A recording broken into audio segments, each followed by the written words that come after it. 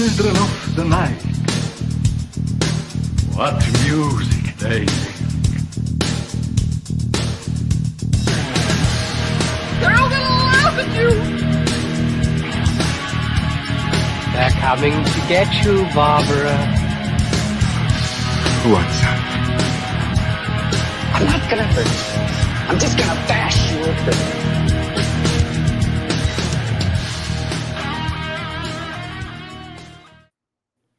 Hey, it's Tuesday night. That means it's Final Guys time. And this week, we are doing a movie that stars a very unlikely person as a very unlikely bad guy. And I can only sum it up like this. Oh my God, Becky, look at her butt. Wow. Wow. You like that? Put that right in there. You didn't even have to edit it. It's there. So anyway, as always, the movie tonight is Becky, by the way, not her big butt. And it's not Sir Mix-a-Lot. I'm joined as always by Jason Brant, author extraordinaire. Hello. And Jack Campisi, man about town. Red beans in right, don't mess up. I was playing the song in the yard before with my family, and literally we all got up and we're going, we're like dancing around the yard like loonies. When my nephew went off to college, my unclely advice was, son, learn all the lyrics to Baby Got Back so you can do it karaoke without looking at the lyrics, and you'll own the bar every time. That is very true. That's how my kids know from karaoke. So, great advice. Jason's like, please shoot me. I'm sure none of us have any personal news whatsoever.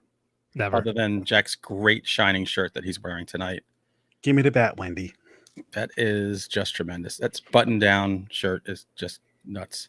I should mention what I'm drinking. Somebody gave me a cider beer called Stay in Cider, which is, I like it. That's a hashtag right there.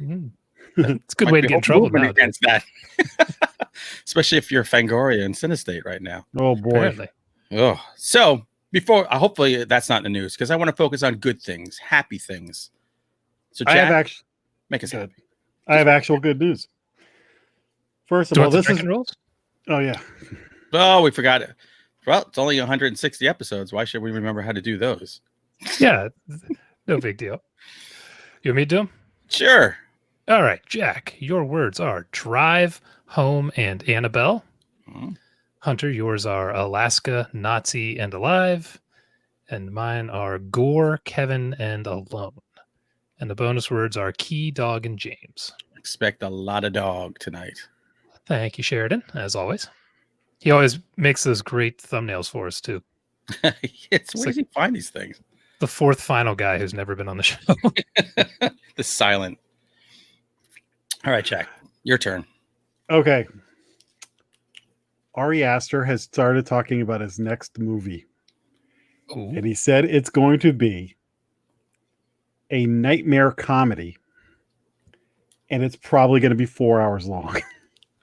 No, he didn't say that. He did. What? You know, comedy doesn't work at 2 hours long, much less 4. So according to the director, his next film will be a 4-hour nightmare comedy. All I know is it's going to be 4 hours long. Astor revealed in an interview with the Associated Students Board at US Santa Barbara after revealing the nightmare comedy angle. He also described the film as an apocalyptic breakup movie, which might sound intriguing, but will likely turn out to be a frigging nightmare that will forever damage your soul. That running time is the nightmare right there. Yeah. What? Peter Jackson must be helping him write the thing. The only comedy I've ever really seen that can break the almost 2-hour rule and still be funny is 40-Year-Old Virgin. But is it that long?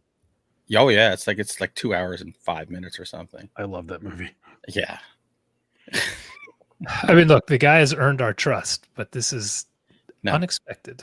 No. Hopefully he's just playing with us and it's just going to be a nightmare comedy that maybe is as long as Midsummer. Yeah. But who knows? You know, it'd be great if you could see the director's cut of Midsummer and then that one after the other. That could be 7 hours of your life. You just find me dead in a corner. And the bathrooms are all broken. I'm intrigued. Yeah. I'm not. He makes good stuff. I will bring try.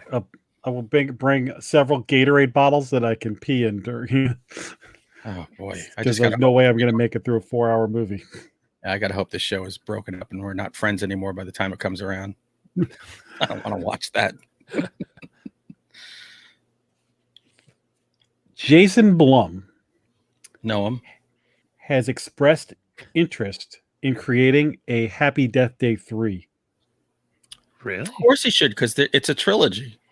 Yes, there's nothing official, he said, but he said, "Let me tell you, I'm working overtime on it. Believe me, I'm trying." So that's the news. Yeah, what's there to try? I think the script's already done. You made money. Go do it. You made Fantasy Island. Why? Make Happy Death Day 3. Everybody wants to see it. I just wonder what, like, the first one was horror, the second one was sci-fi. What will the third one be? It's a good question.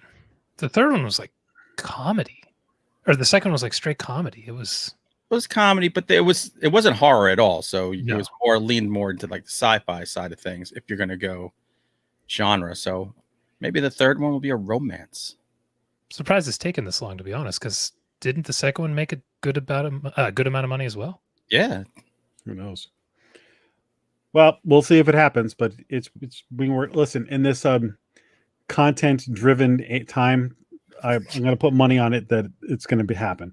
You know what I could see behind the scenes? Landon, Michael Landon's son, who made these, is probably going, "Yeah, I want more than the Blum money I get. I can bring part 3 to another studio." So maybe that's what the whole deal is. Who knows? Be. Let me call up. As long as they get that lead actress, I forget her name. They get her back. That's the key to the whole thing. She was Jessica Roth. Yeah, doesn't work without her. My wife loves those movies, but every time she watches, she goes, "She looks like a mom of a college student." Like, no, she doesn't. Wasn't she in her 30s when the second one came out? Yeah. She's awesome. Yeah, she is. The last piece of news is the best piece of news. Dum-dum-dum. There is going to be another Evil Dead movie. Sam Raimi has enlisted Lee Cronin, who did Hole in the Ground, to helm it. Bruce Campbell is a producer on it. It's going to be called Evil Dead Now. And it is going to be connected to the... it's a new installment, but will stand on its own and won't have any ties to previous films. So he said, let me see. From this point forward, they kind of have to stand on their own, which is fine. It's liberating. You could have different heroes, different heroines in this case. This one's going to be a little more dynamic. We just want to keep the series current. So I actually like this idea. There's so many franchises just get locked down into it has to be the same thing over and over again. Let's see different characters in different circumstances with the whole Deadite thing. And I'm all for it. Did you like the Evil Dead remake? I know a lot of people do. I did. See, I didn't. I don't know. A Bruce Campbell-less Evil Dead. I don't know, but whatever. I'll watch it. Sam Raimi, if he's involved, I'll give it a shot. Yeah, I like the remake. I thought it was suitably insane. I know. Just Bruce Campbell. Bruce Campbell has become that big lantern jaw. He retired the character though, didn't he? That's what he said. Did. So yeah, they're moving on to something else. Listen, bilked everybody out of a lot of money for their farewell tour, and they're getting back on the road. So trust no one. Listen, Ash versus Evil Dead gave us a beautiful 3 seasons of Bruce Campbell doing it. So we got it. It's like excellent. Now you're going to hand it off. It's like what I'm saying with Nightmare on Elm Street. Is I don't mind if you keep the franchise going, but do you have to just have it be Freddy Krueger every time, or could Freddy morph into something else? Like, have some imagination and don't just reinvent the same thing slightly different every time. If there's a way you can, build on it. Nightmare on Halloween 3, Nightmare on Elm Street. How about if in the prison where Harvey Weinstein is, they burn him to death and then he comes back as Freddy Krueger? There you go. See, I think that's a good idea. I like it. Except he's going to have many fingers. Actually, you know what? I like The Evil Dead. That's pretty. I'm kind of psyched for that. I'm interested to see how they do it. Hole in the Ground was a good movie. Yeah. Yeah. That series is so zany. I mean, they could do whatever the hell they want. I mean, they went back to medieval times, for Christ's sakes. I know. I hope they actually keep up the frenetic and comedic side of it, because the TV show, that remake was missing the humor and that side of it. To me, it just felt like they were retreading. It was like good gore, but It was like the first movie. The first movie wasn't funny. You know, it was pretty much a straight horror. So yeah, you know, but that's also most people's least favorite. So the first one, fools. Everybody loves the second one. I think I like the first one best, but I do too. I like the bigger cast than the first one, and it just, I don't know. There's a, I don't know, something about that movie. It's almost tactile, you know. Army of Darkness is probably my least favorite of the three of them. Yeah, that's my least favorite. It probably is, but I still love it. I mean, all three of them. It's like 1A, 1B, 1C. I mean, I would watch any of them at any given point. I love those movies. Yeah, don't get me wrong. I love Army of Darkness. Don't get me wrong at all. But I love Daughters of Darkness. No, I've seen that. Artsy fartsy vampire movie. It is an artsy fartsy vampire movie. All right, that's all I got. That's all you got? All right, everybody, here we go. Because get ready. We're going to tell you all the crap we watched this week.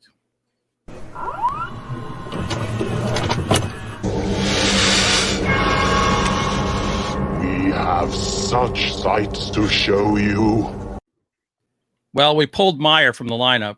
So, Jason, you're back. You're back leading off. You're consistent.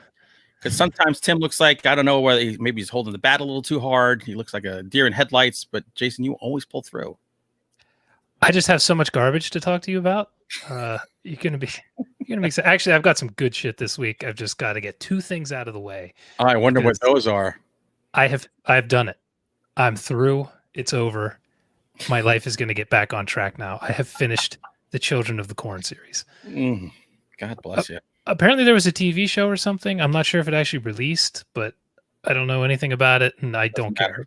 Yeah, it's not a movie. So the Corn TV show. I saw something about it online, and I didn't look it up because I'm not watching it. It's not happening. Why? Why is there even more than one of these? Where's the demand? Have you ever run into somebody that goes, man, I love those Corn movies? Steve Barnard. That's true. The man who brought us Meathead and will soon bring us Meathead 2. That's correct. Good old Steve. He likes these. All right. So I got to the worst movie in the series, Children of the Corn Genesis. This is saying something. What was the Hellraiser movie where you could tell they just, well, it was pretty much all of them, but there was one in particular that was super cheap that they just wanted to keep the rights. So it's just, I bailed out of those a long time ago. Okay. This, I did not look it up. Could totally be wrong. This feels like that movie in the series. Like they just thought, man, we got to hold on to these Children of the Corn rights. So we're going to shit out a movie that just doesn't make sense. And that's this. It starts back in the 70s with a guy coming home from Vietnam, and his family is slaughtered by the Children of the Corn. They like chase him through the house, and he falls down some stairs, and I don't know if he dies or cracks his head. And then it jumps to modern times, and we never see anything about that past stuff again. I do not know why it's in the movie. I have no idea what it has to do with anything. The rest of the movie does not have corn in it. It does not have children in it. It's just okay. There's a child. Okay. This couple is driving down the road. They get lost, or their car breaks down, and they go up to this old house with two people in it, and they have a kid locked in the shed. And they get stuck in the house because the kid has, X-Men powers like all the kids in these movies. And that's pretty much the whole movie. It takes place in one location, mostly in one room, 4 actors, and it doesn't make a lick of sense. At one point at the end, I swear there is stock footage from Bad Boys 2. I swear. Mike Lowry. There is a car chase, and cars start falling off the back of, I don't even know what they're called, the trucks that carry cars to dealerships and stuff, where they stack them up. and they're Car falling carrier. off that, and I'm looking at it, I'm thinking, what the hell movie is this from? I think it's Bad Boys 2. Wow. The scene has nothing to do with the rest of the movie. It sticks out like a sore thumb. This is strange. This almost sounds like they had a script, because I always heard that Die Hard 3, the one with Samuel L. Jackson, was going to be a different movie, like called like Simon Says or something like that. And then the movie studio looked at it and said, well, why don't we just make this John McClane and make it a Die Hard movie, and it'll make... Yeah, that happens more than you think. So I wonder if they looked at that script and said, if this telekinetic kid was the Children of the Corn, we could up the profit on it. We're going to ride that corn coattail that just reaps money. It's that, or they thought the story up as they shot it, which is my guess. Because there is this thing, it's a spectacle. Give this a pass. Like, if you've made it this far, You've maybe said this about almost every one of them. Give this one a pass. everyone but the first one. I think. Any big actor in this? No cameo. Oh, there was one dude. Robert De Niro. It's gonna take me a second. What the hell is his name? Fockers? A little bit. But I can't even think of the guy's name. He plays a crazy man, and I'll get back to you when I talk about the next Children of the Corn movie. Jeez. Like, when you saw that, did you just go, I just want to like kill myself because I have one more to go? Well, I was watching the beginning and I'm thinking this is okay. And then as it progressed, I'm like, okay, they're doing a different idea. Okay. And then it just didn't make sense. And I just couldn't follow it. I didn't understand. And then when I saw the stock footage, I was like, they've stopped trying. The best parts are on the cutting room floor. It probably all makes sense if you could sweep those bits up and put them in. Just watch the blooper reel from Bad Boys 2. That's all the best Seriously. stuff. I can't shit on anyone for this. I wouldn't anyway, but I couldn't if I wanted to, because I swear they were told you have 1 week to make a movie or we're going to lose the rights. Make it happen. Was Roger Corman in charge of this production? Right. It would have been more cohesive. This got released and the Fantastic Four never even made it to the theater. What the hell is wrong with this world? It's amazing. Damn you, All right, world. Jack. Before the show, you hinted at some fun, good stuff tonight. Okay, I was going to talk about a different movie first, but I'm going to get right to the good stuff. Oh, I feel like I pressured him. You didn't pressure me so much as nudged me in a certain direction. Because the first movie I'll talk about last. So the first movie I'm going to talk about is called Extracurricular, and it is a movie. Remember the movie The Strangers with Liv Tyler, where the people break into the house? Sure do. And remember Tragedy Girls? Yes. The girls in high school. Mm-hmm. It's kind of like those two movies, but it's told from the perspective of the strangers themselves, the people who would break into the house and kill somebody. Right. But they're 4 high school students, 2 guys and 2 girls, who like kill people as like their hobby. And so like it's just them going to school and then kind of planning what they're going to do and then carrying it out. And so they kind of talk about how they pick their victims and how they're going to do it and all that other stuff. And it is not a comedy, though. It's not a horror comedy. There might be a little humor towards the beginning, but it's played straight. And the first half of the movie is fine. You're kind of getting to know everybody. Maybe not the best writing in the world on this movie, but like some of the dialogue was a little clunky or whatever. But it's fine. I was enjoying it. Mm-hmm. Second half of this movie is awesome because basically when they go into like kill mode, right? Remember I was talking about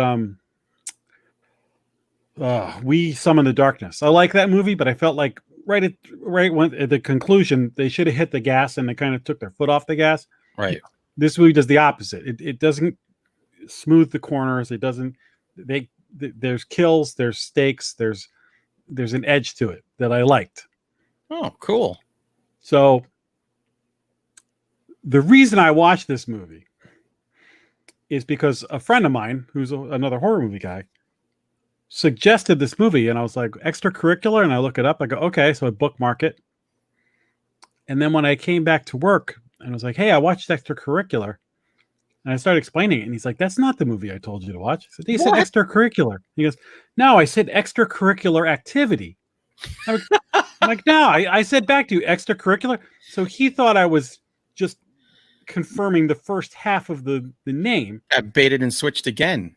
So I'm like, well, I watched this movie Extracurricular, which is a 2020 movie on Mhm. Prime for free, and I really enjoyed it a lot. Wow, So, you lucked out there. That's number crazy. one, I would like you guys to watch this movie Extracurricular because Homework. number one is on Prime, so why the hell not? And Mhm. I'd love to see what you think of it because again, it's not going to be my favorite movie of the year, but it might actually make my list this year. Oh, wow. Jeez. So I'd be curious to see what you think of it. I said it might. I don't know, Right. but I liked it. I really liked it. I think it's worth talking about. So if you want, we could do that next week. But then what I did was my friend watched Extracurricular and I watched Extracurricular Activity. So when we come around to my turn again, I will then tell you about Extracurricular Activity. Good Lord. You got lucky. I 'cause totally. Yeah. When I came There's back, so I go, dude, where'd you find this movie? It's so great. And I'm explaining, and he's like, what are you talking about? You will see in this movie, there's nods to The Purge and The Strangers in this. So you'll. The and title just sounds like a teen tits and zits movie from the 80s. So it's weird that it's a horror movie. Yeah. And a good one. When I was looking it up and getting the link, just the images, I'm like, why the hell would Jack pick this to watch? So So many pretty girls. I A stumbled mistake. upon it. All right. Well, I, like you guys, I'm trying to pick like a series that I want to watch. Unlike Jason, I love myself, so I'm not going to torture myself. it's true. Jack, you did a great job with The Omen. So I said, oh, what's right up my alley? It's Alive. It's from 1974. It has one of my favorite movie posters, which I just bought the shirt from Rotten Cotton. There's only one thing wrong with the Davis baby. It's alive. Which It's a great tagline. very controversial back in the day, which was the idea. I'm going to give you 3 names that will tell you all you need to know about this movie. It is written, produced, and directed by Larry Cohen. So you can drop the mic there. The music, which is fantastic, is Bernard Herrmann, the man who did Psycho. Oh. And I wonder what he possibly owed Larry Cohen, where they had a card game and he owed him like money to do the soundtrack to It's Alive. He was one of the most prestigious movie composers of all time. What was his name? Bernard Herrmann. Really? Literally, for that era, he was the top. And the makeup effects are Rick Baker. Oh.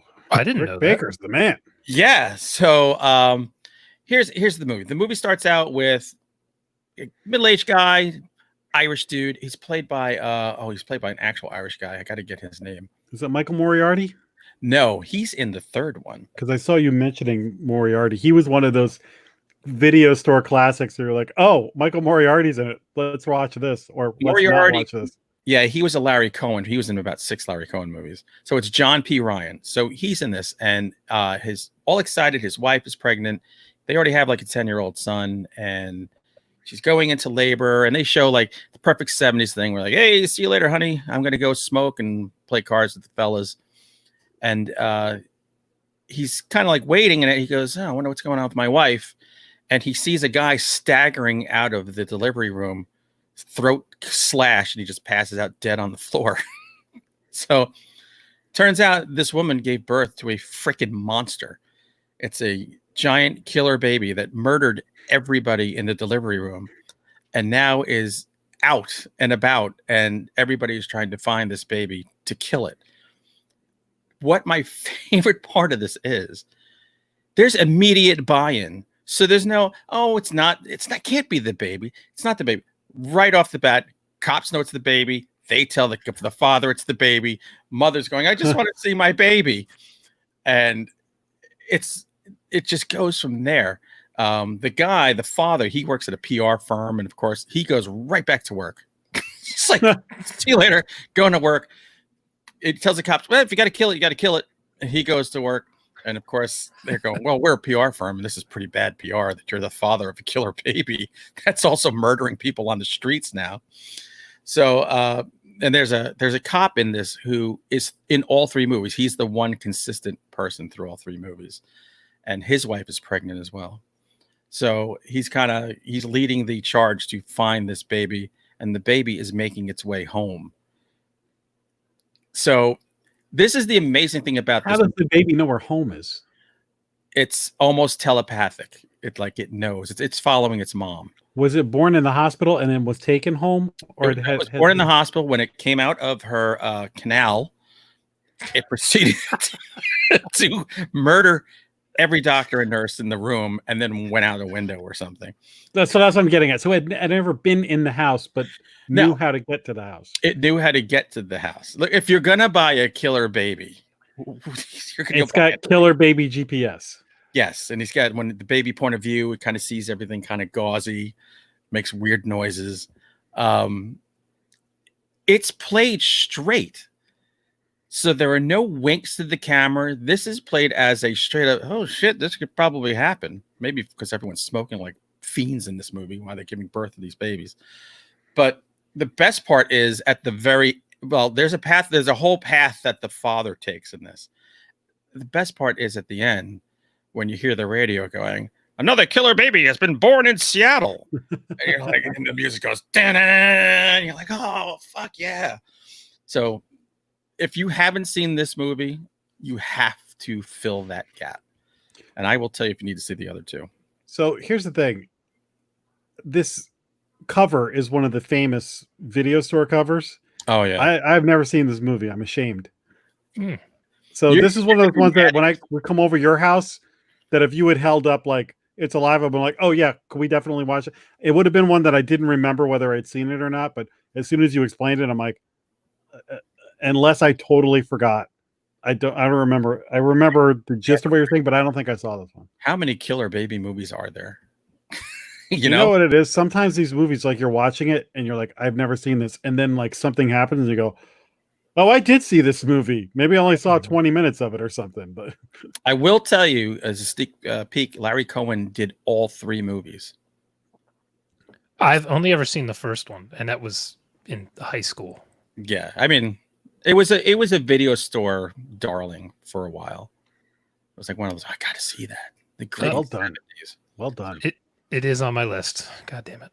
Yeah, So you're gonna love this trilogy. All right, you're up, Jason. Okay, so the guy, I couldn't remember who was in the amazing, the immortal Children of the Corn Genesis. Yeah, it was Billy Drago. Billy Drago. Oh my god, Billy Drago was in it.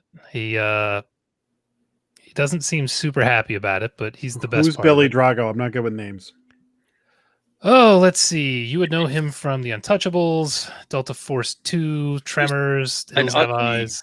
Murdery kind of guy.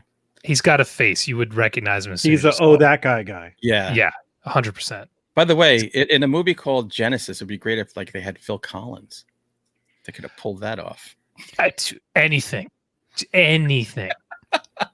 Or if it could have shown like the genesis of the cult, nothing. So cameo by Urkel. All right, so this is followed up by probably the most, I don't want to say controversial. It's probably not the most controversial, but people hate this movie. It is the last one, Children of the Corn Runaway, which was actually made in 2018, if you can believe it. What? Wow. Yeah, still cranking these out. They get run away. Oh, so you went 50s. I'm going Bon Jovi. Directed by John, I think Gallagher is how you say his name. He did the Feast movie that was on Project Greenlight back in the early 2000s. I wonder if you he's ever seen really Feast? Cool, Gallagher. No, I didn't. They're crazy. The guy has a pretty good visual style, and that translates to this movie. It is the best looking Children of the Corn movie. That's not saying anything, but I'm watching it and I'm instantly thinking this is the best sequel because it looks like a movie. It doesn't look like it was made for $5, even though I'm sure it was made for 10. But Could you? Was it so clear you could make out each kernel of corn? not a lot of corn in this movie again. Oh, by the way, the director is the son of Clu Gallagher from. Oh, I think I did. Return of the Living Dead. Is that the guy who smashes watermelons? Yep, nailed it. Yeah, that's him.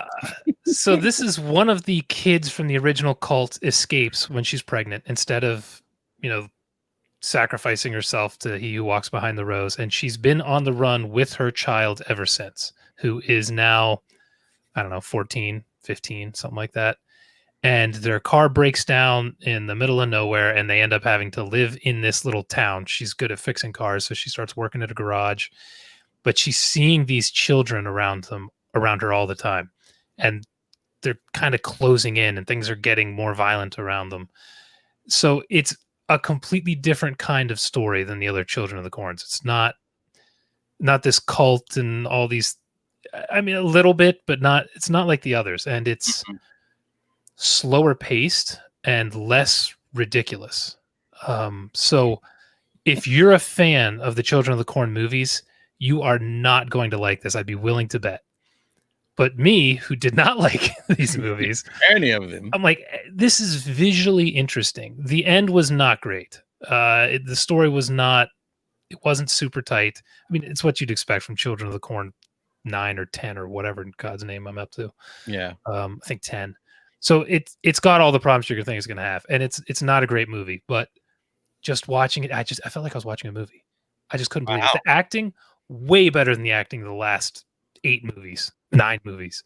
So would you put this as the second best one after the first? Man, all the others are starting to blur together. I feel like the second or third. Did it do the thing like the new Halloween where it basically said this is a sequel to the first one and got rid of all the other stuff, or is it an actual continuity? I would say kind of just a sequel to the first. Yeah. All of them. There's no continuity between them. I couldn't tell you when the hell what's happening. They don't give a shit about each other. It's the worst put together series you ever watch. I mean, it's just. I feel like we need to get you like PTSD help after all. Listen, dude, ever since we've been doing that, look,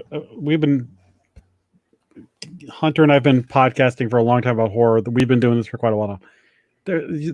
I know you're with me on this. There are just times where I roll my eyes at the stuff we watch because we're podcasting versus we used to watch a lot of stuff anyway. Yeah. But now with the, what am I going to talk about this week? And sometimes you're just like, I can't wait. I'm going to watch this because I want to get a rise out of those guys to see if they've seen it. Yeah. Just get out the shovels and see what turd I can dig up now. Yeah, it's some of the crap. But that being a horror fan, part of it is even though it sucks, you're kind of enjoying yourself. True. I just keep saying I'm going to have so much horror cred that nobody will give a shit about after watching all of these series. Yeah. I'm a Children of the Corn scholar. Yeah. I'm the only person who's seen them all. Every series ever. Yay. So I am done. It is over. God bless you. Thank God. Better you than us. I need another series. And if somebody says Hellraiser next, I'm going to be pissed. I wouldn't even do that to you. I will say this. I don't plan on watching that Omen 4, but the remake was on HBO or something recently, so I DVR'd it, so I may watch the remake. There you go. Get back into the Omen. On my list. That's a lot better than what I just went through. So and watch a TV Maybe I'll leave show. it for you. Let me know the week you're watching it. I'll watch it too. Okay. I could do that. All right, Jack. What's up with extraterrestrial activity? Extracurricular activity. Oh, did I say extraterrestrial? Yeah. That's usually where my mind goes.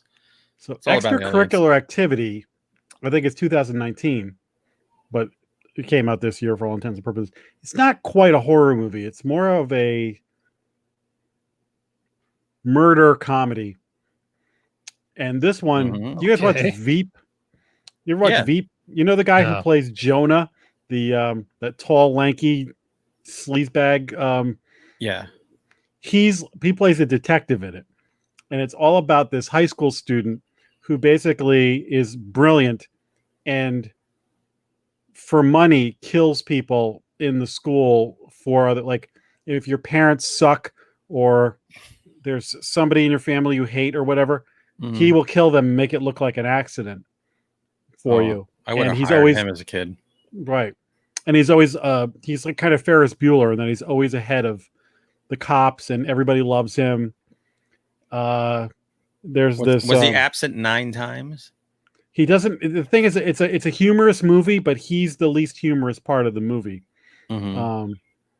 There's a knockout redhead girl who like is his love interest, who even the cop, the dude who plays Jonah from Veep, is like keeps like he's like surveilling at one point, and he keeps like pointing the camera. And his wife, who's the blonde chick from Satanic Panic, who was the right hand man in the cult. Oh, the girl from Mad TV, Artist Marine or whatever her name is. Yeah. Yeah, so she plays his wife. And it is a fun movie. And when my friend suggested it, I think it's on Prime. I watched it and I was like, yeah, that was a good rent. It's not really a horror movie though, but a horror fan would enjoy it. And it's more humorous than Extracurricular. Right. Which do you prefer? I prefer Extracurricular. And that was the funny part of the conversation with my friend. So I said, well, to be honest with you, I'm glad I watched that movie. It was something to fun. But the one I watched by accident, I liked better. He goes, yeah, so did I. Oh, wow. Okay. So you should have stopped there.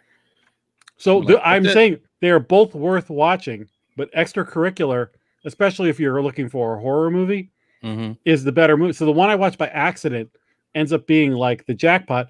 However, Extracurricular Activity is a good movie to just go rent, and it's on Prime, or Prime or Netflix or something like that. Right. And if you're just looking for something to watch tonight that's fun, it's a good watch. So who knew I would stumble upon these two things? And Extracurricular, like I said, maybe you guys will watch it and tell me I'm crazy, but whatever. Maybe. I really enjoyed it. We'll just say it now, even if we think it's good. Right. There are so many horror movies with close titles. The odds of you accidentally watching a good one are just astronomical. No I know, that's crazy. But my jaw dropped in when I was like, in the genre. When I'm like, wait a minute, I just watched a movie I really liked a lot, and it's not the one you told me to watch. I watched the other one, and the one I watched by accident is better. I'm going, this is like that's the a once stars in a are aligning here. This never happens. Usually it'd be like, oh, I can't believe I sat through this stupid movie because you told me to watch it. No, you idiot. That's not the one I told you to watch. Yeah, really. That's the story of my life. I didn't want to watch pansexual softcore porn. What the hell are you making me watch this for? Pan's Labyrinth? Oh. You discovering that movie is the first good story of 2020. It might be the only. All right. Well, I'm going right to It's Alive 2. It Lives, or It Lives Again. So this movie was made 4 years later. Same dad, Mr. Davis, is back in this movie. And this time we're finding out that, yes, there was that baby born in Seattle. And it's now there have been babies born here and there and all around the square. And it centers around this young couple who get approached by a guy, by Davis, the father from the first one. And he says, he goes, you know, we will help you give birth to the baby and we'll take care of the baby, because now he's switched. He's gone from he wanted to kill his baby and shot his baby in the first one too. Now he wants to protect these babies because he realizes, sure, they're deformed and they're murderers, but they're also babies and they need their parents. So he's teamed up with some doctors to have this mobile like delivery lab where he's going to like take her and put her in there.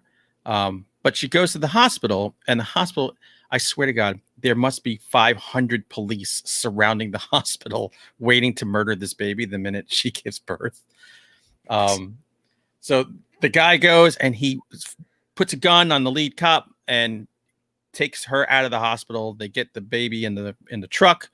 And the whole idea is there is this hideaway kind of place, mansion, where they're keeping these babies. This doctor is keeping these babies, and he's trying to watch them grow and to keep them alive and relate to them. So the idea is to bring her baby there. Well, naturally, when you gather a bunch of killer babies together, it's not going to go well. It's probably going to end in a lot of murder and death. And the whole thing is dirty diapers. You know what? They don't wear diapers. So I think they're just crap everywhere. It's like snot rockets out their back. Savages. Yeah. So it's this couple. So it's this couple who gave birth. One guy looks like Sonny Bono. And the other woman, she was in the Missouri Breaks, if this helps the historians. So it's kind of like she wants the baby. He doesn't want the baby. Their marriage is kind of crumbling, but they've agreed to keep the baby alive. And then, of course, once again, bad things happen in the end. And again, played straight up seriously. Larry Cohen knocked it out of the park. There's very few sequels where you go, holy crap, that was like, it flowed right from the last one. And it was awesome. It's dark. Bernard Herrmann did the music again. Rick Baker still did the effects. The one thing both those movies do is they don't show the baby a lot. Sometimes the baby is kind of like a puppet, and sometimes the baby is a little person in a suit. Are they good effects? No, they're not very good at all. It's memorable, but no, they're not really good. Especially when you see the Hervé Villechaize in a suit. But still, a great fun watch. Played super seriously again, and just a really good movie. The third takes a turn that I can't wait to tell you about. So save that for last. All right, very nice. I guess it's my turn. Mm-hmm. All right, I'm just going to mention this quickly because it's not a horror movie; it's a sci-fi movie, but it I think just came out on Amazon called The Vast of Night. Oh, I've heard about this. I kept seeing people talk about it. It's a super low budget movie that takes place, I don't know, maybe in the 50s. Right. Something like that. And it's a local radio DJ and the switch operator for the town. And they're getting weird signals coming in through the phones and on the radio and stuff. And they start kind of investigating. And I don't know, definitely under $1 million. Had to be under $1 million. But some of the most creative, interesting camera work I've seen in a movie in a long time. Really?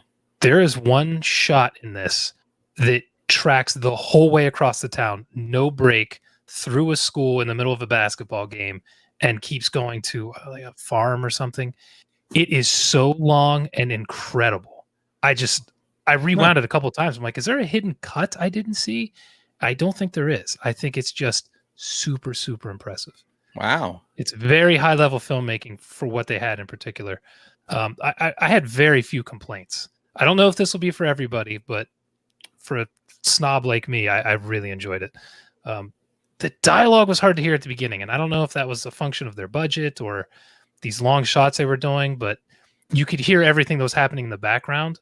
So I was having trouble hearing some of the dialogue in the first 10 minutes, but then it corrects itself after that. Oh. Super sharp writing, incredible dialogue. It's worth a watch. I really enjoyed it. It's on my list because I saw, aliens? Yeah. So I was like, it's on there. A couple weird things they did here and there that I won't go into, but super cool movie. It's incredibly well done. I think it was a first-time director too, Andrew Patterson. So that's nicely encouraging. done. Yeah. All right, Jack Torrance. Okay. I do a Throwback Thursday movie trailer on the Monster Men Facebook page every week.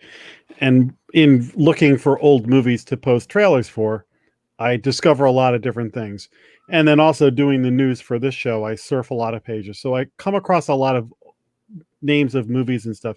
And I, a long time ago, came across a trailer for a movie called Sugar Hill, which I think is like a 1974 blaxploitation zombie movie. Yeah. Ooh. And the zombies looked so cool in the trailer because they had these silver bulby eyes. It almost looked like tanning salon things painted silver. Right. And so I went and probably found were. it. Yeah. And I went and it kind of had that Blackula Shaft vibe going. And I was right. Really grainy. And I'm like, I'm going to watch this movie sometime. And I couldn't wait to like spring it on you guys. And then all of a sudden, like I was literally like thinking like this is the month I'm going to do it because I've been going back and searching out old movies. I'm like, oh, Sugar Hill, it's time. It's like I can rent it for $3 or $4. Boom, it comes on Shudder. So I watched it immediately.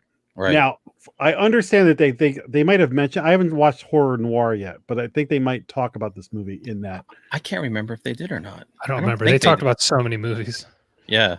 Anyway, if you're looking for a fun 70s movie, like I said, in the vein of Blackula and Dolomite and stuff like that, this movie's got all the funky music and the slang and everything like that. It's a lot of fun.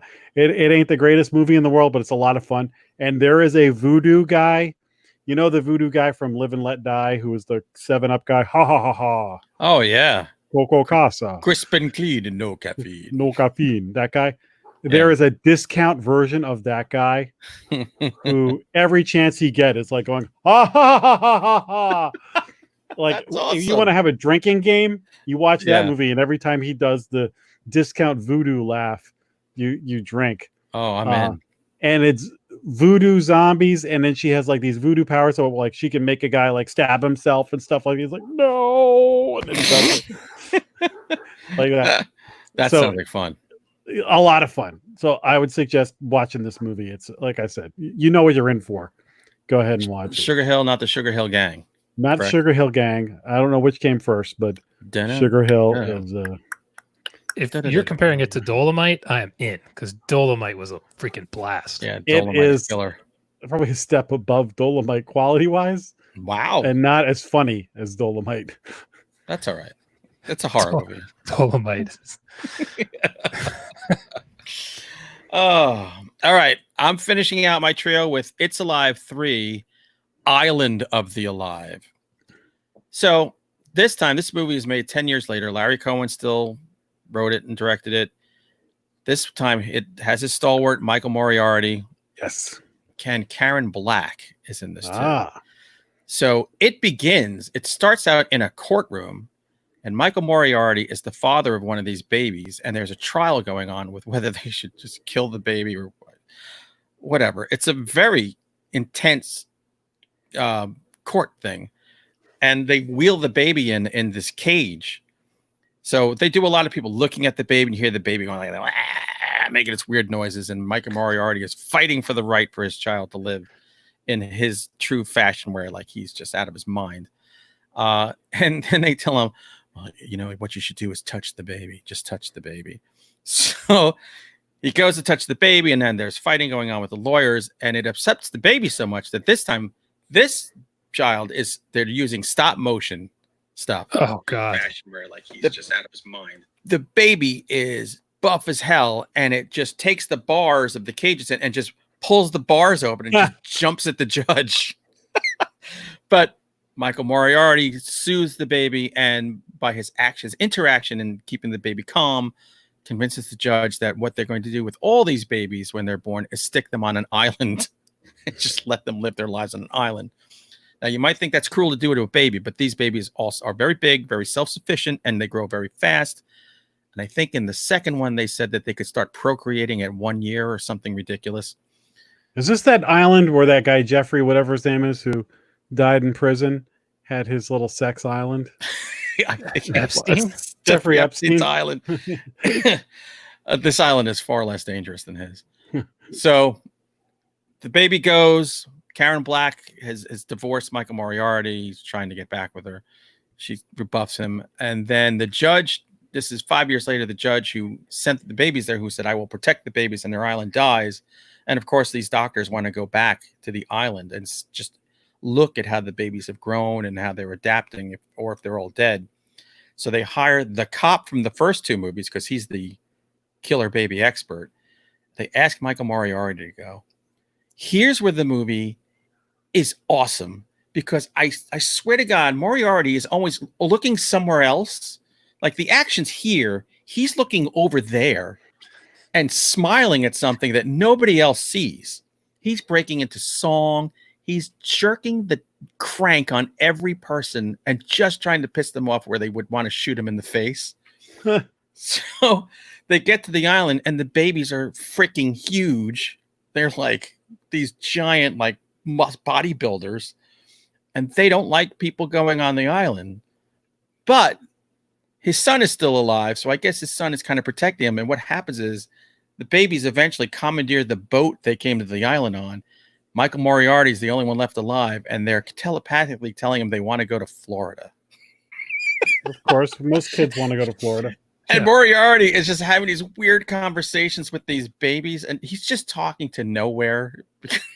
But every now and then, coming out of a hatch, you'll see like a bulbous head, and he's like kind of cool with the babies, and he thinks it's awesome. He thinks, "Oh, this is great! Yeah, we're gonna go to Florida."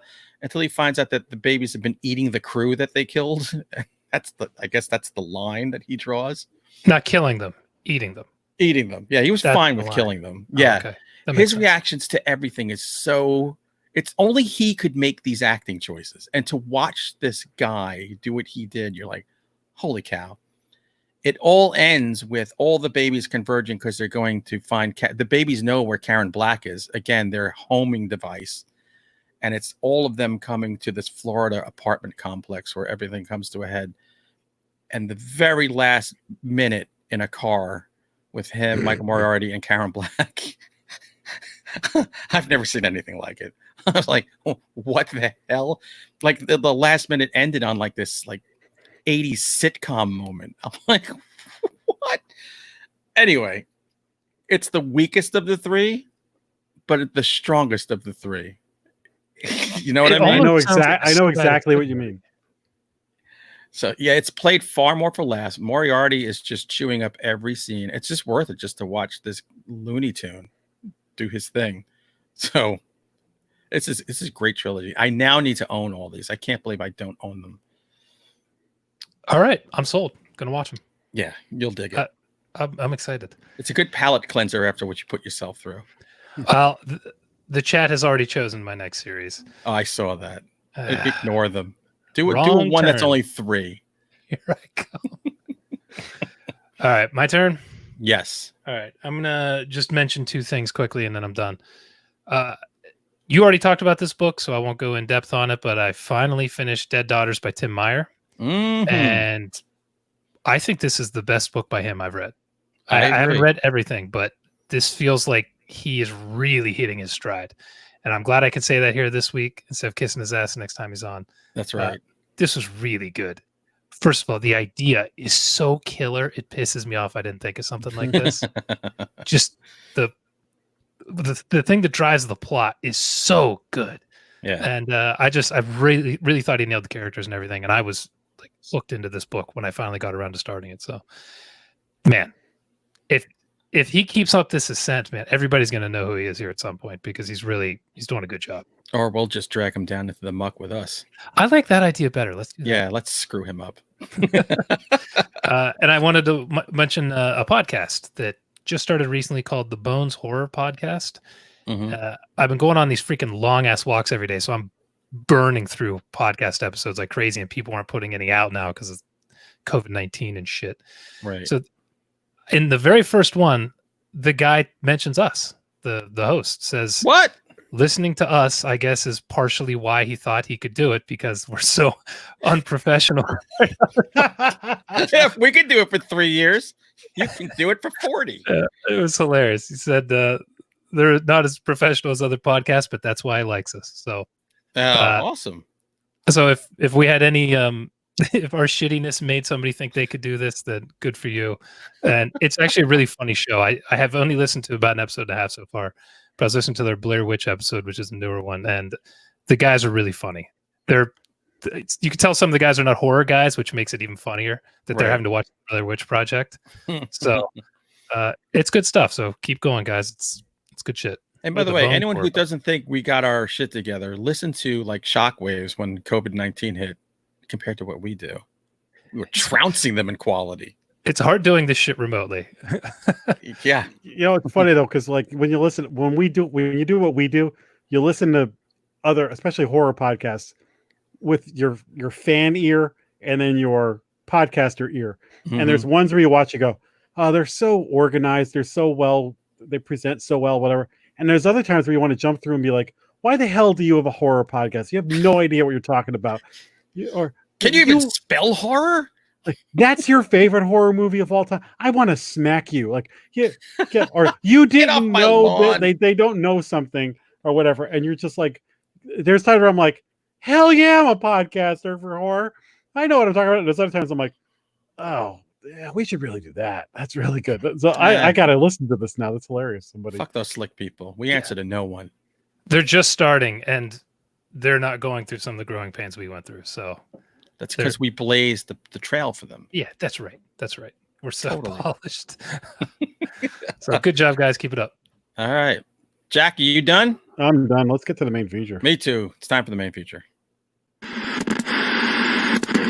like scary movies? Uh-huh. What's your favorite scary movie? I don't know. You have to have a favorite. What comes to mind?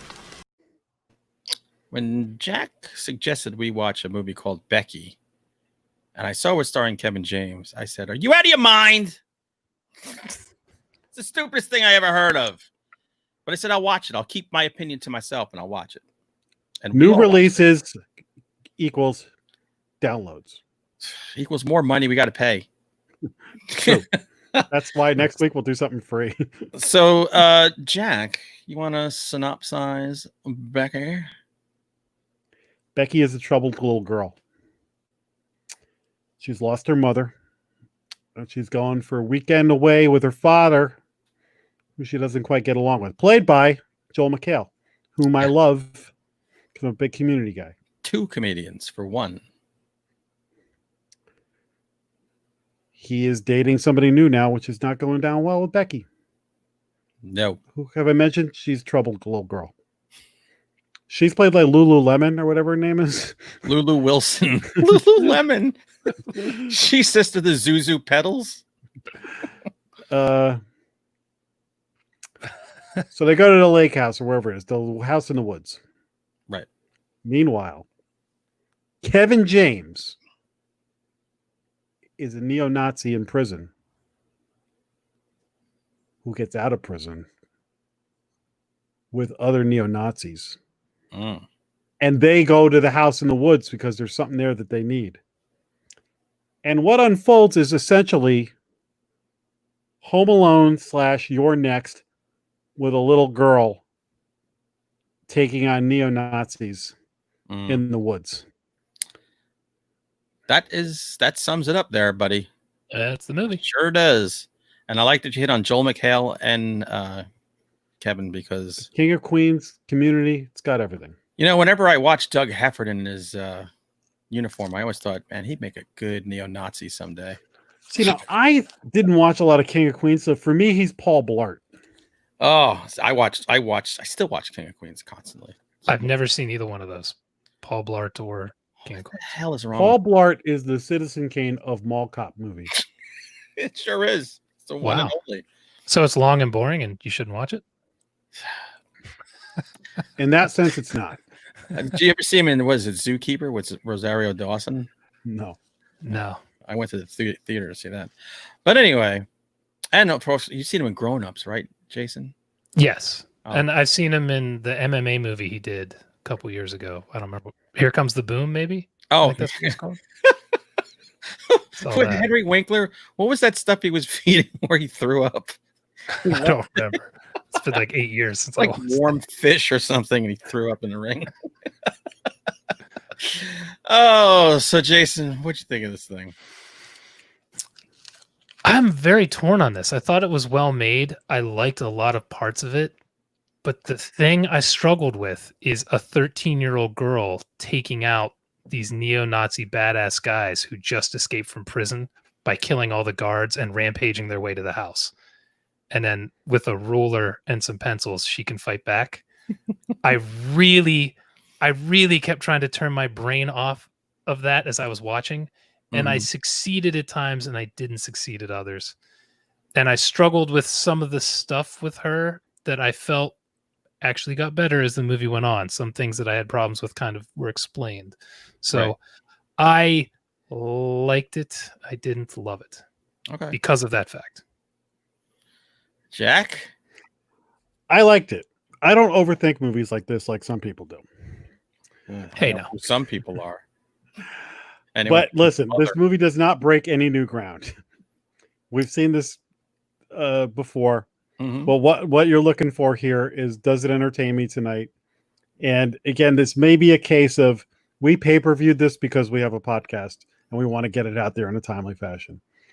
If we had waited for this to come onto Netflix or stumbled upon it on Shudder, you might even like it more because you didn't drop any money for it. However, for being a new release and looking for something new to watch, I enjoyed it. I knew to kind of turn off my skeptic and just roll with it, and it didn't go far enough for me to really look. If a little girl taking on neo-Nazis, she's gonna, there's gonna be they're gonna have to give a lot. There's gonna be a lot of suspension of disbelief going on here. I thought they did enough. Is it a 10 out of 10? No, but it was definitely a good rental. I had a good time with it. You know, I went in here thinking, oh, Jesus, why am I doing this to myself? And I'm sitting here going out loud. I'm like, whoa, Yeah, I'm like cheering out loud at points. I'm like, what's the matter with me? On the surface level, I enjoyed it because I unplugged. I did what you did, Jack. I just unplugged. I just let the movie happen. But when I thought about it later, I'm going, oh, well, there were some things. I thought I almost said Kevin Smith. I thought Kevin James was really good as the bad guy. I wish there was more of him. I thought, what's her name? Lulu Wilson. I mean, this is the girl from Annabelle 2 and Ouija 2. If this was like the sequel to a movie, she would have resurrected the first movie. No. I thought she was good. Scary looking kid. I thought she was great. Yeah, I was like really rooting for her. There were parts of her character. The jump that it made was too extreme when you really think about it. It was, you're a petulant little girl who, is upset that your mom's gone, your dad has a girlfriend. That doesn't make you a killer. Like, they should have foreshadowed something in there to help that bridge that gap a little more. I love the fact that this is going to trigger people. I fucking love when people get triggered. So if you're into dog punches, dog death, little kid murders, this is for you. If you're not, you're triggered, and enjoy your life. Find your safe space, a coloring book, and a puppy to pet. I did not watch this with the tall one. Oh, I'm sure you didn't. He would have been pissed. I thought of that when I was watching it. So for those parts, I gave it credit for going that far, because I think we dance around things too much nowadays, and horror one day will become just strictly Medea coming out going boo, and that'll be the end of the horror genre. So for those things I liked, there were gaps in there that I didn't appreciate, but overall I actually had a good time with the movie. I think we'll get into it more in spoilers. The place, Jason, where I kind of nitpicked a little bit was there was a few times where people were injured and they weren't acting like they were injured as bad as they were injured. Yeah. And so that was like, where I was like, that person should be maybe breathing a little bit heavier, or maybe just struggling with a little bit more than they are. There's some pain tolerance in this movie that was superhuman. Well, yeah, which meanwhile, if I stub my toe, I'm out of commission for the rest of the night. They have the strength of the Reich. By the way, my nail too deep. I'm like, God. I made a note while I was watching this. I said, movies are defined by moments. Somebody doing something, I won't say it now, is that moment. Yes. Yeah. So this movie is a hard definition of a particular moment in it that you'll never forget it for it. And practical effects, which is always great to see. We're not watching a CG blood splatter fest, which I'm very happy with. Squibs, baby.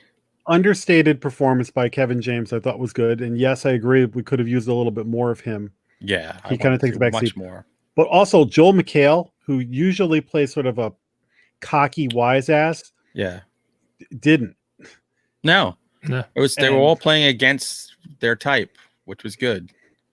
And he's getting more muscular the older he gets. So I'd like to speak with his doctor about whatever testosterone replacement therapy he's getting, because I'd like to be put on it. You mean Kevin James when he took his shirt off to Apex? Solid tattoo work. Wouldn't it be great if that was really his tattoos? Well, the skull, he actually just shaved his head one day. Was like, oh my God, there's a swastika back there. Mom! I should be in a horror movie. There is really only one character that even has an arc in this, and it's Robert Mallet. I'm not sure how you say his name. The giant dude. Apex. He was a wrestler. Apex, yes. Who was in Sherlock Holmes, I think 300, I think. Yeah. Anytime you need a big dude. You need a big, scary dude. His character actually had an arc in the movie, and it was probably the best performance. I mean, half the movies he's in, I don't think he speaks. So, right. And my God, that guy is so freaking big. He's 6'10". If you tied him to a chair and gave me a chainsaw, I would run away. Like, dude, here's the deal. Did you see him move? I'm like, you could skip away from him and he'll never come near you. Like, he seems to have a very hard time. God help you if he gets those oven mitts. Oh, I could keep away. I want to get back to him when we get to spoilers, because I had one complaint about him, but then Well, I'll talk about it in spoilers. I did have something. This isn't a spoiler. Where at one point Kevin James is explaining to Apex how long he has made this plan to complete the number of days, and he's worked out every eventuality. And I'm going, so you thought this long for this plan, and you got Apex, fine, but these two other slap dicks I wouldn't bring along to steal gum from the general store. The doughy guy who could not catch the 13-year-old girl in a foot race. No, it was puffing real hard. Finally, a character I could relate to. They didn't look like neo-Nazis. They just look like idiots. So, like, this is who you recruit? Remember when I asked the question about was there a Fourth Reich and all that stuff? Yeah. What's neo-Nazi? Is that just a new Nazi? Like, well, they're neon. Oh, they're like neon. They bleed neon blood. Yeah, it's like a neon. It's with the eugenics.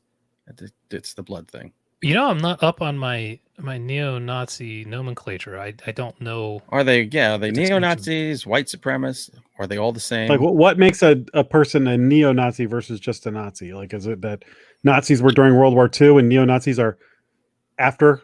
I would assume, yeah. You can't. I don't really need to know the answer to this, but it just everybody like is just throwing around the term. Like Steve Barnard's down in South America where they've all been hiding out since the 40s, so maybe he knows. Yeah, some psycho in the chat let us know. I love when you go into villages, whole like cities down there, and you go, "Oh wow, everyone speaks German." So many Germans. It's weird. Oh, wow. You got to watch Hunters on Amazon. They get into that stuff. Oh, do they? Yeah.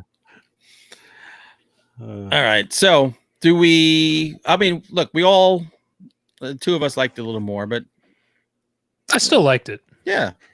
So, are you ready to go into spoilers? Oh, you got the bell. Spoiler alert. By the way, is there a swastika on that bell? No, you didn't give this to me. That looks like the top of the key. It says London.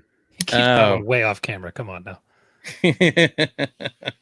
By the way, swastika and a religious thing, it would not be strange. Swastikas were in churches. Watch. There's an episode of The Night Stalker that talks all about the original use of swastikas. Well, yeah. I mean, it was a good thing at one point. Now it's not so good. Not so I good. don't think you should have that. Take that down in your Confederate flag too. Okay, so the big guy, Apex Tech. Yeah, Apex Tech.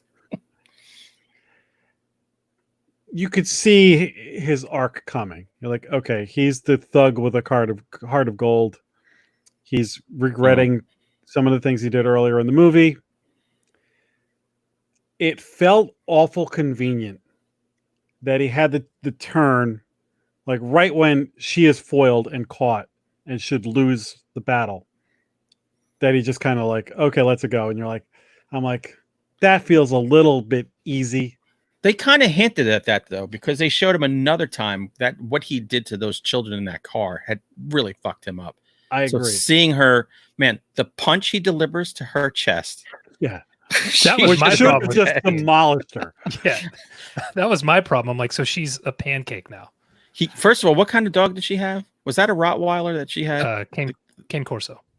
All right. So he knocks that thing into tomorrow with one punch. And then he takes this little tiny girl and just hauls off on her. Her chest would have been broken. He like choke slams her first. Yeah. Yeah. Can't forget that. It wasn't a showstopper for me. It was just like a moment where I was like, oh, that's how they're doing that. It just felt a little easy. I wasn't rioting. I prefer that than if she beat him, because I said that's not possible. Right. But then what made me totally cool with it was at the end where she friggin' shoots him.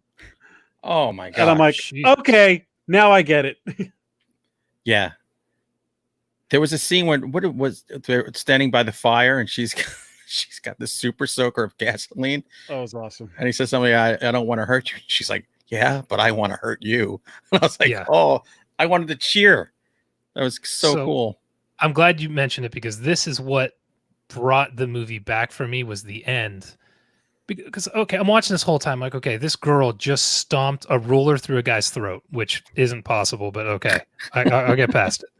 But this, you can't just kill somebody that brutally and then just be like skipping through the woods after that. Like, this girl's permanently mentally done after the first fight, and then she just keeps escalating. So I'm like watching this thinking, man, this is just not, it's just not feeling right for me.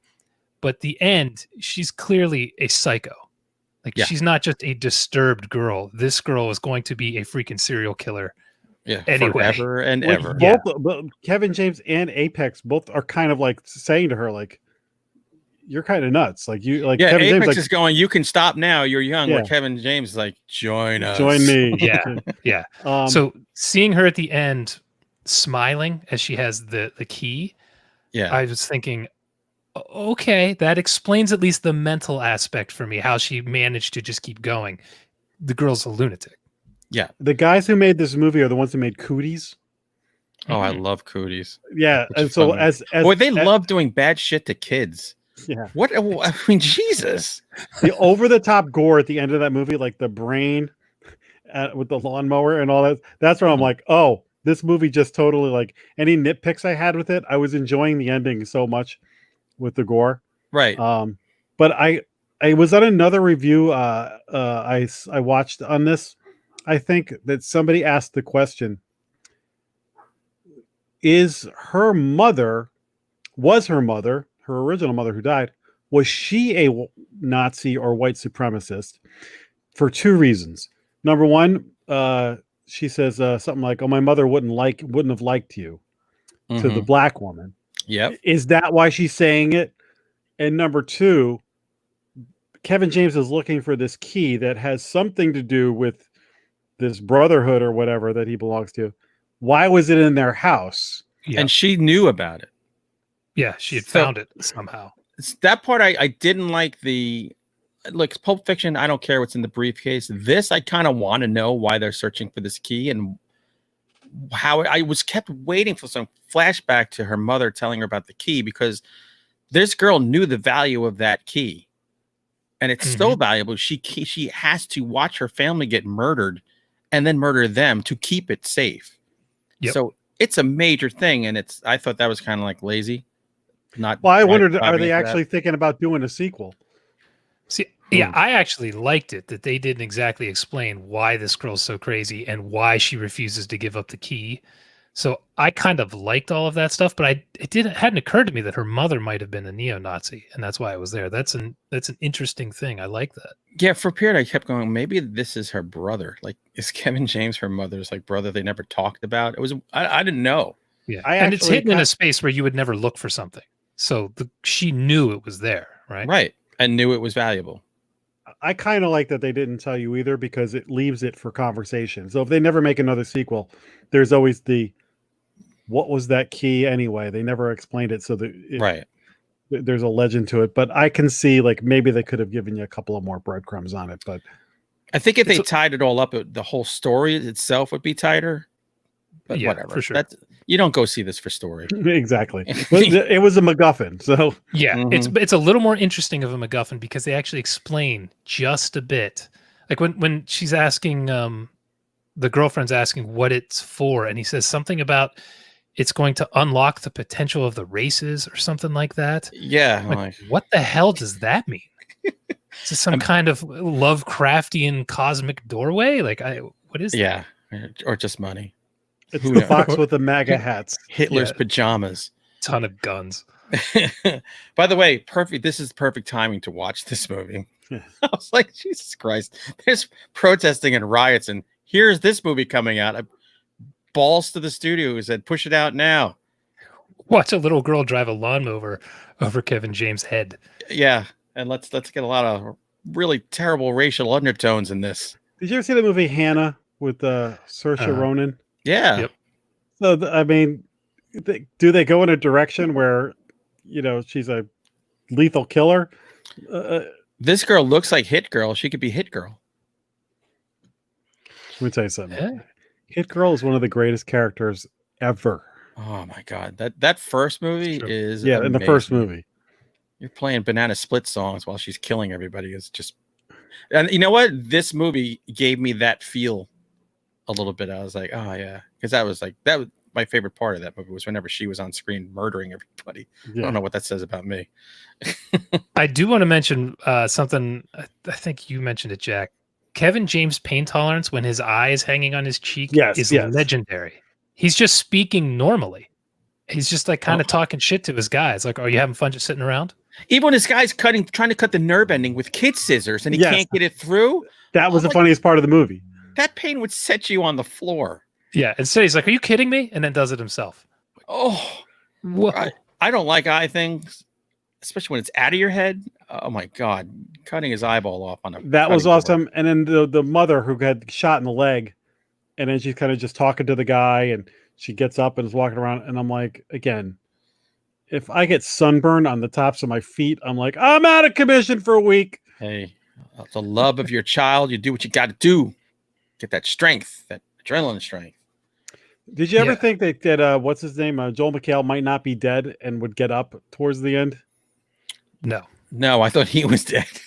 The front of his face kind of exploded off. I was pretty sure he didn't make it. Yeah, I thought he was finished. I thought the mother was going to actually, towards the end, I thought she was going to help stop Kevin James because she was like, there was a point when all was done and the mother comes out with her son and she's got the knife where I thought the girl was going to kill her. Yeah, I thought she was going to kill the both of them and just blame it on the neo-Nazis. But that was the kind of cool part because they kind of built it up. We were like, oh, this fucking chick's psycho. And she does not like this woman. And this woman knows she's a psycho. I like it. Yeah. Yeah, I liked it. And I didn't even mind spending money for it. No, not at all. My wife is actually going to watch it again tonight, she said. This is the next big drive-in movie, supposedly, after The Wretched. So we'll see if it... Oh, damn it. I could have seen it at the drive-in. Son of a bitch. I love that the big drive-in movies are all these horror movies because they're perfect for drive-ins. That's what the drive-in's made for, man. Horror and bad sci-fi beach movies. I was just so happy that when I saw this was coming out as a new release, that it wasn't the $20 new release, that it was a reasonable price to VOD.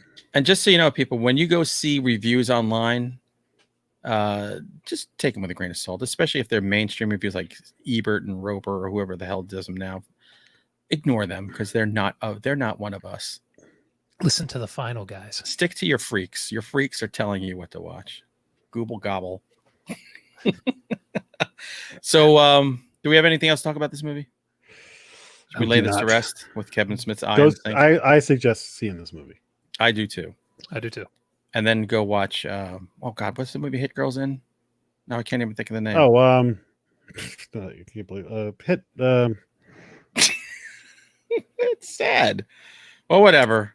Chloe Grace Moretz. Go just look her up on IMDb. She's Hit Girl. Just check it out. This. I can't believe I just spaced on what the heck that movie's. You know what? This is scaring the crap out of Jason. He's seeing his future, which is not far off. Where you just go, I don't know my name. Kick ass. There we go. So, what movie are we watching for next week? Do you guys want to watch Extracurricular or do you want to do something else? That's fine by me. I don't care. Yeah, it's free. It's free. I like free. If you don't like it, I'll reimburse you. All right. So I'll go watch Extra-Testicular and we'll see if not that is good. Extracurricular activity. You may watch that anyway, but the homework. If I have a couple beers this weekend and I accidentally watch the wrong movie, that's going to be hilarious. I hope you do. I hope you watch a third that's similar to the other two. You're going to watch Extraterrestrial Activity. Yeah, exactly. All right. That's a wrap, everybody. So as always, we will beg you and plead you to leave us reviews. Spread the word. Just love Final Guys. Preach and love. Preach and love. Till next week. Bye. Peace. Bye.